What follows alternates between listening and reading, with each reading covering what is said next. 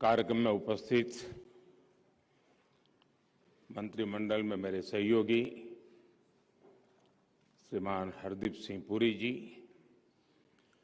राज्य मंत्री श्रीमान कौशल किशोर जी, मीनाक्षी लेखी जी, दिल्ली के उपराज्यपाल श्री विनय कुमार सक्सेना जी, दिल्ली के सभी माननीय सांसदगण, अन्य सभी महानुभाव और सभी उत्साह से भरे हुए लाभार्थी भाई और बहनों,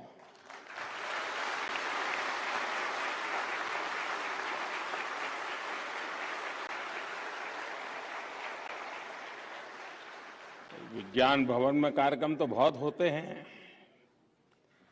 कोट पैंट टाई वाले भी बहुत लोग होते हैं,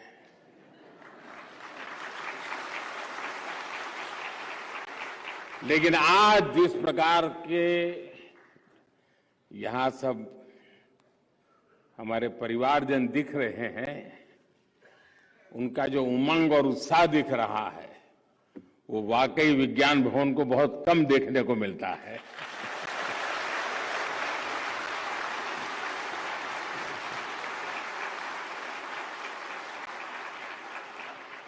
आज दिल्ली के सैकड़ों परिवारों के लिए, हजारों गरीब हमारे भाई बहनों के लिए ये बहुत बड़ा दिन है।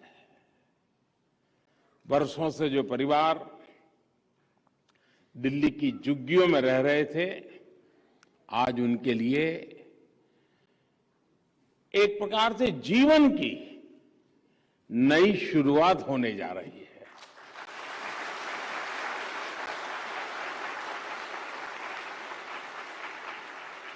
दिल्ली के गरीब परिवारों को पक्का घर देने का जो अभियान शुरू हुआ है, वो यहां के हजारों गरीब परिवारों के सपने को पूरा करेगा।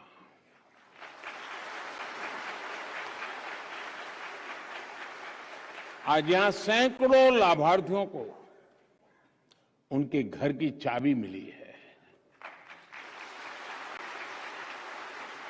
और मुझे जिन 4-5 परिवारों से मिलने का मौका मिला, मैं देख रहा था उनके चेहरे पर जो खुशी, जो संतोष और वो कुछ न कुछ भाव अपने व्यक्त करते थे।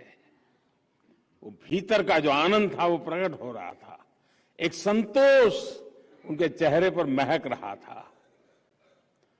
अकेले कालकाजी एक्सटेंशन के फर्स्ट फेज में ही 3000 से ज्यादा घर बनकर तैयार कर लिए गए हैं और बहुत ही जल्द यहां रह रहे दूसरे परिवारों को भी गृह प्रवेश का मौका मिलेगा। मुझे विश्वास है आने वाले समय में भारत सरकार द्वारा किए जा रहे ये प्रयास दिल्ली को एक आदर्श शहर बनाने में बड़ी भूमिका निभाएंगे। साथियों, दिल्ली जैसे बड़े शहरों में हम जो विकास देखते हैं, बड़े सपने और ऊंचाइयां देखते हैं, उनकी नींव में मेरे इन गरीब भाई बहनों की मेहनत है, उनका पसीना है, उनका परिश्रम है। लेकिन दुर्भाग्य देखिए, सच्चाई ये भी है कि शहरों के विकास में जिन गरीबों का खून पसीना लगता है, वो उसी शहर में बदहाली की जिंदगी जीने को मजबूर होते रहे हैं।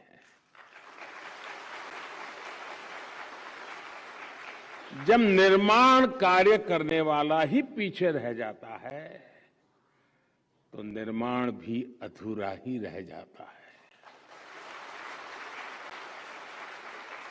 और इसलिए बीते 7 दशकों में हमारे शहर समग्र विकास से, संतुलित विकास से, होलिस्टिक डेवलपमेंट से वंचित रह गए। जिस शहर में एक और ऊंची ऊंची भव्य इमारतें और चमक दमक होती है, उसी के बगल में झुग्गी झोंपड़ियों में बदहाली दिखाई देती है। एक और शहर में कुछ इलाकों को पॉश कहा जाता है, तो दूसरी ओर कई इलाकों में लोग जीवन की मौलिक जरूरतों के लिए तरसते हैं।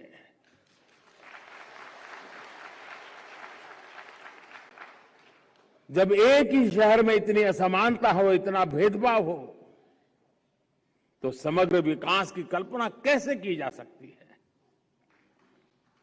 आजादी के अमृत काल में हमें इस खाई को पाटना ही होगा और इसलिए ही आज देश सबका साथ, सबका विकास, सबका विश्वास और सबका प्रयास इस मंत्र पर चलकर सबके उत्थान के लिए प्रयास कर रहा है। साथियों, दशकों तक देश में जो व्यवस्था रही उसमें ये सोच बन गई थी कि गरीबी केवल गरीब की समस्या है, लेकिन आज देश में जो सरकार है वो गरीब की सरकार है, इसलिए वो गरीब को अपने हाल पर नहीं छोड़ सकती।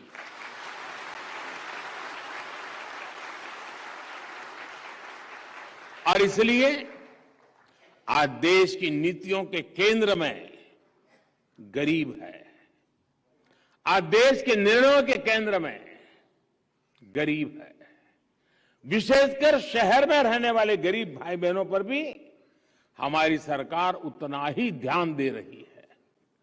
साथियों, कोई भी ये जानकर हैरान रह जाएगा, यहां दिल्ली में ही 50 लाख से ज्यादा लोग ऐसे थे जिनके पास बैंक खाता तक नहीं था। ये लोग भारत की बैंकिंग व्यवस्था से नहीं जुड़े थे,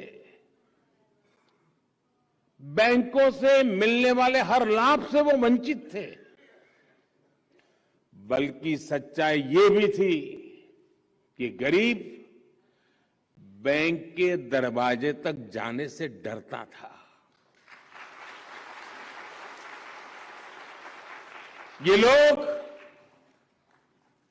लोग दिल्ली में थे, लेकिन दिल्ली इनके लिए बहुत दूर था।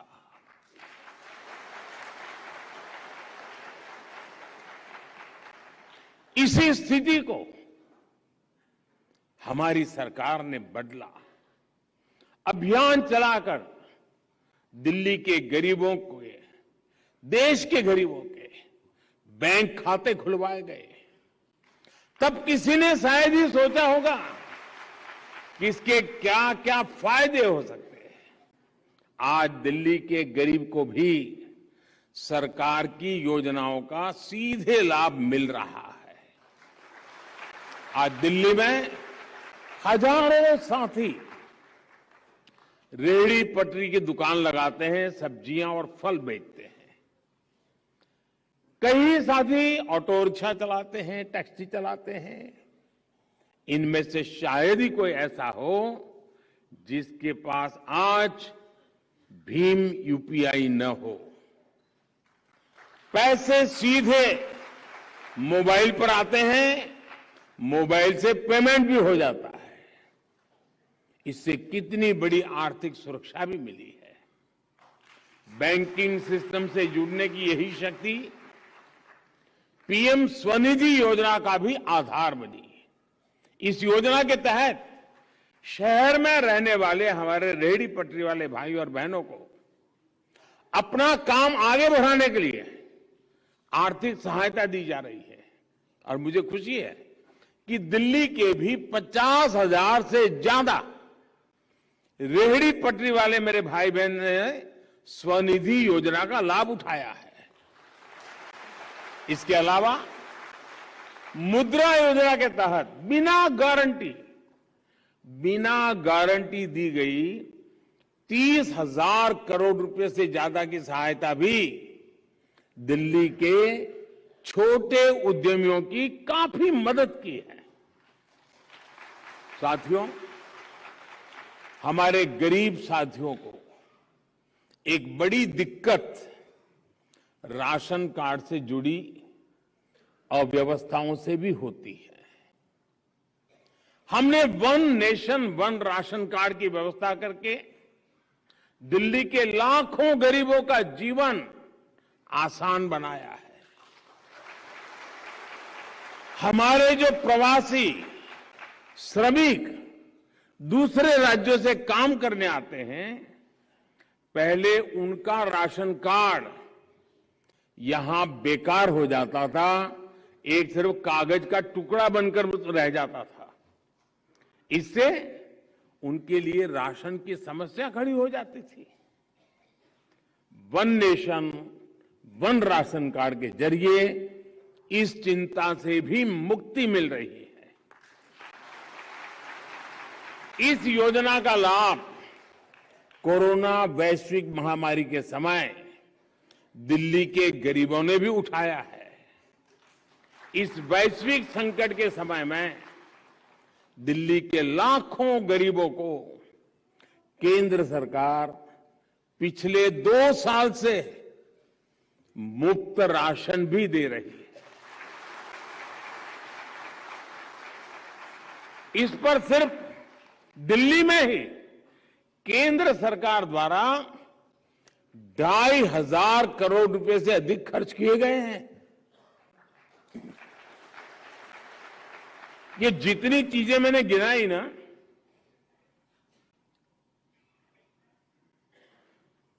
आप बताइए कितने रुपयों की मुझे एडवर्टाइजमेंट देनी चाहिए थी? कितने अखबार के पेज भरे पड़े, अखबार में मोदी फोटो चमकती हो, और कितने दे देते? इतना सारा काम मैं अभी जो गिना रहा हूं, अभी तो बहुत कम गिना रहा हूं, वरना समय बहुत ज्यादा चला जाएगा। क्योंकि हम आपकी जिंदगी में बदलाव लाने के लिए जीते हैं।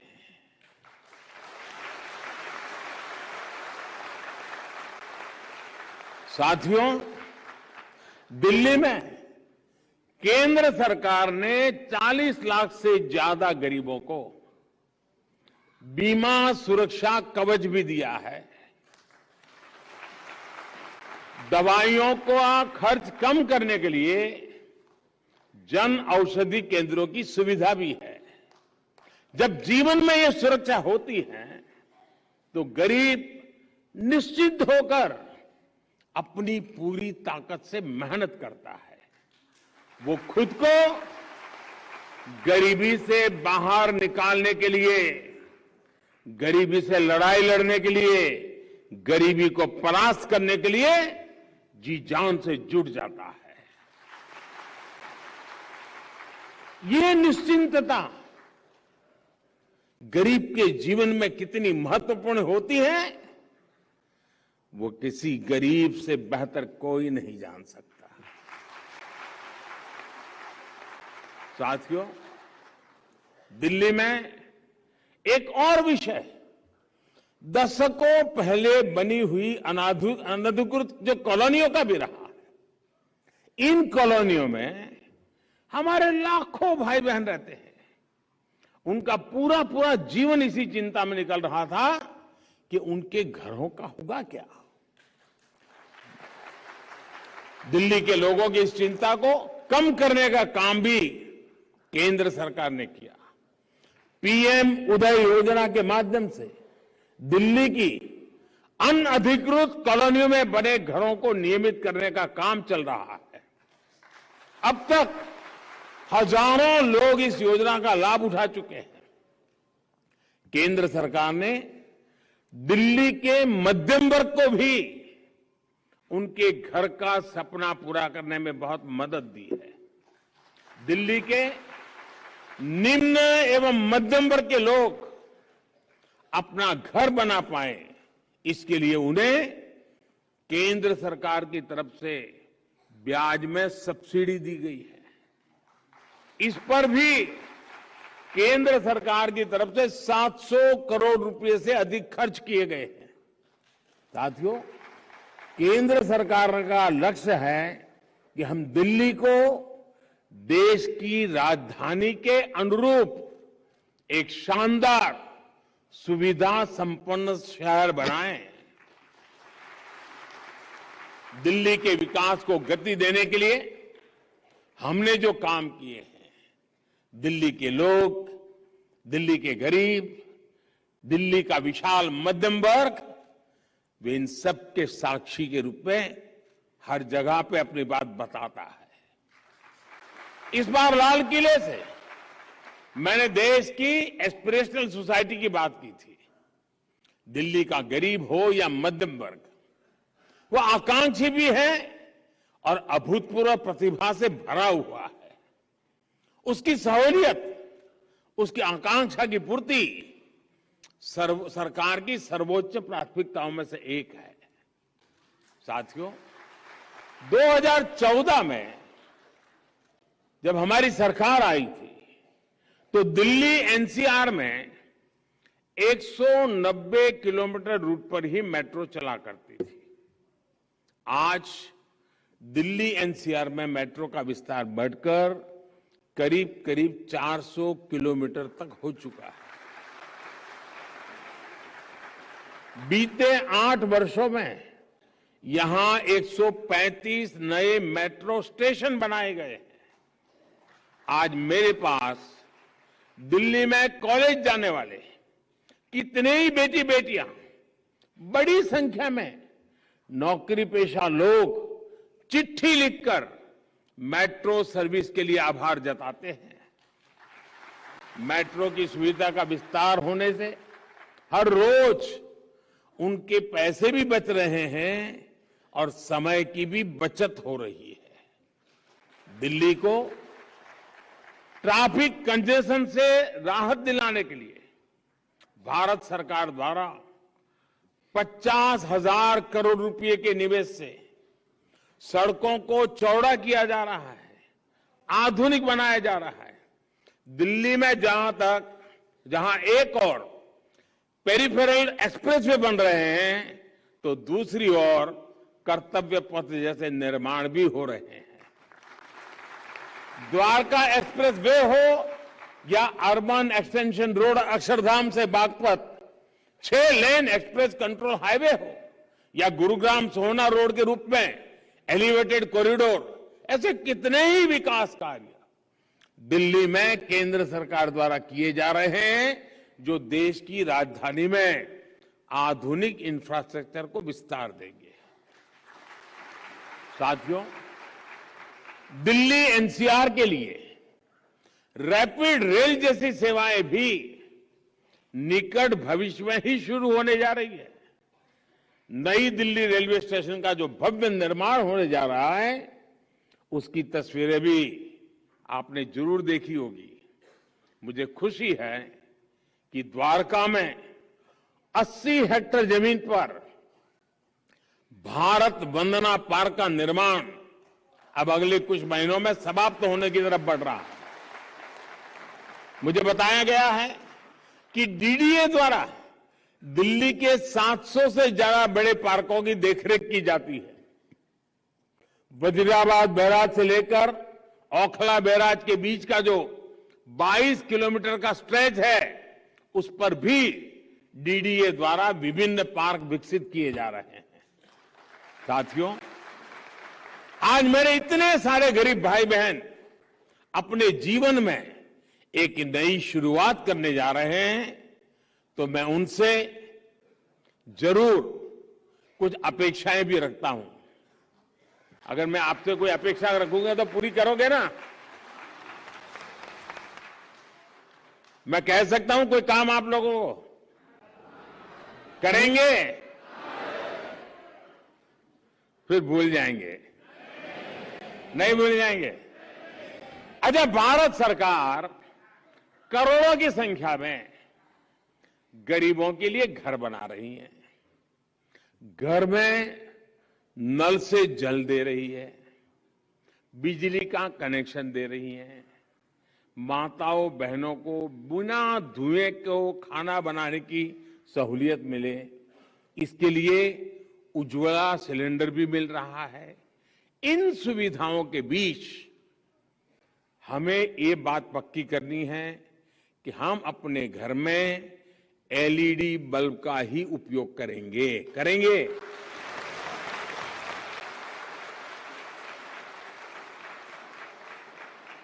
दूसरी बात, हम किसी भी हालत में कॉलोनी में पानी को बर्बाद नहीं होने देंगे। वरना आपको मालूम है कुछ लोग क्या करते हैं, बाथरूम में बाल्टी उल्टी रख देते हैं, नल चालू रखते हैं, सुबह 6 बजे उठना है तो घंटी का काम करता है, पानी आएगा, बाल्टी की आवाज आएगी तो लगेगा। देखिए, पानी बचाना बहुत जरूरी है, बिजली बचाना बहुत जरूरी है, और उससे भी आगे एक और बात, हमें यहां झुग्गी झोपड़ी का वातावरण नहीं बनने देना है।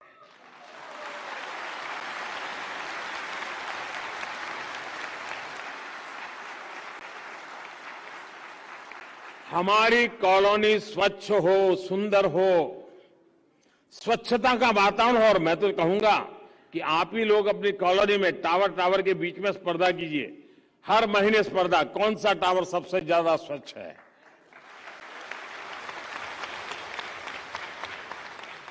झुग्गियों के बारे में इतने दशकों से जो धारणा बना करके रखी गई थी, झुग्गियों को जिस तरह गंदगी से जोड़ा जाता था, अब हमारा दायित्व है इसको खत्म करना है। मुझे विश्वास है आप सभी लोग दिल्ली और देश के विकास में इसी तरह अपनी भूमिका निभाते रहें। दिल्ली के हर नागरिक के योगदान से दिल्ली और देश के विकास की यात्रा बिना रुके आगे बढ़ती रहेगी। इसी विश्वास के साथ आप सभी को एक बार फिर बहुत बहुत शुभकामनाएं, बहुत बहुत बधाई, बहुत बहुत धन्यवाद।